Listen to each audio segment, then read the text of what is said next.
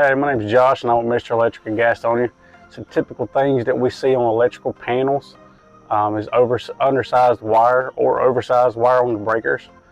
The improper sizing of the wires on the breakers could cause burning and arcing. Wires burn before breakers ever trip.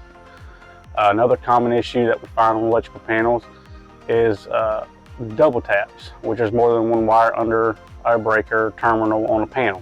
Another issue that we find is burning and corrosion on the panels.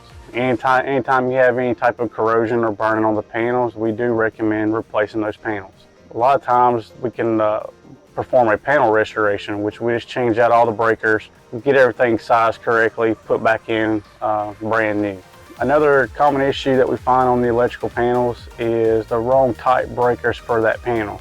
Our number one priority for any of us to come inside your home at Mr. Electric is to make sure your home is safe.